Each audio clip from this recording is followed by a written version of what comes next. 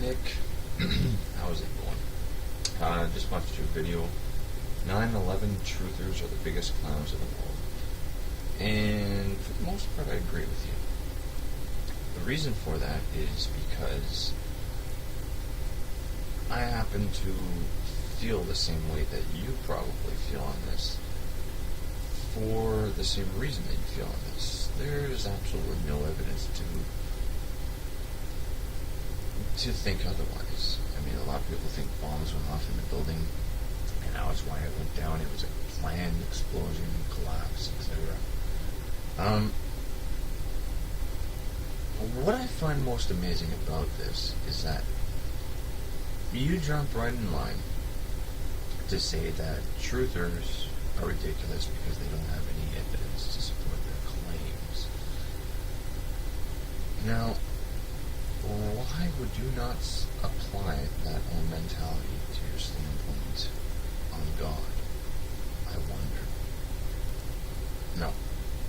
Now, delving deeper into it mentally, I think that you justify the 9/11 incident and you attribute this because you would rather, defend your own position, your own political view. And I don't think you actually care about the evidence involved. This has become quite evident as I've watched your videos. So, I just wanted to recap real quick. This truther that you're talking to, the guy is, I'm not going to say he's an idiot, but he believes in the conspiracy theory for a reason.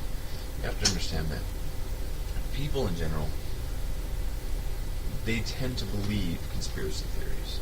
Almost all of us are subjective to this. If you look throughout human history, you'll find that conspiracy theories often flare up from very meaningful events in history. A nice reference for this would be the JFK assassination. Everybody thinks it's conspiracy theory, and in fact, every investigation that I've ever read up on or watched on,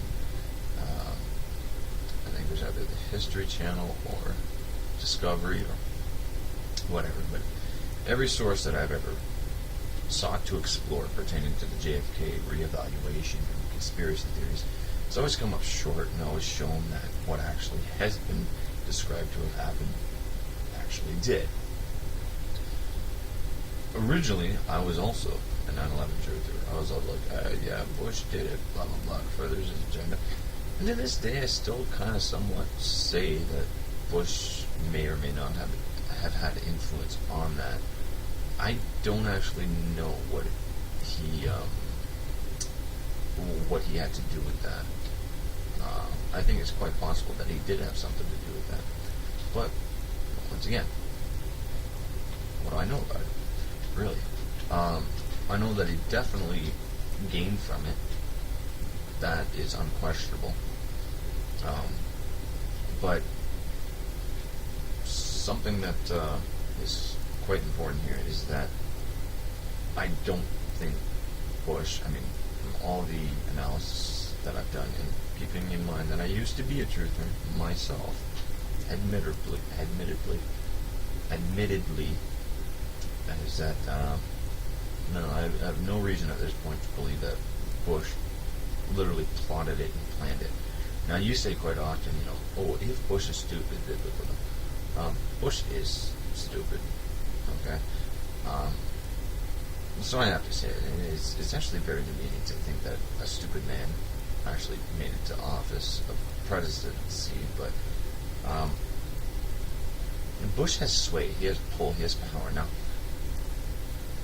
Bush was a prime example as to how somebody who was stupid could actually get into office. He pulled the religious community like puppets on a string, and it was actually beautiful yet scary to observe while it was happening. Now, of course, you're probably not going to see it this way, nor are you even going to accept this video. I really don't give a shit. But the point is, a stupid person can rule the strongest nation in the world. They don't have to be intelligent for that. They just have to have intelligent people working for them. Alright?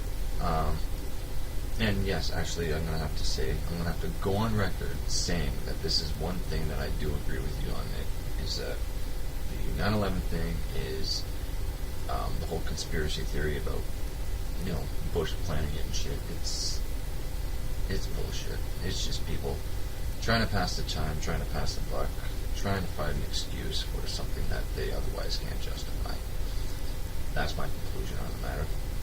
But, hey, I'm just one guy sitting up on a Saturday night talking on YouTube because I have a really, really cool life.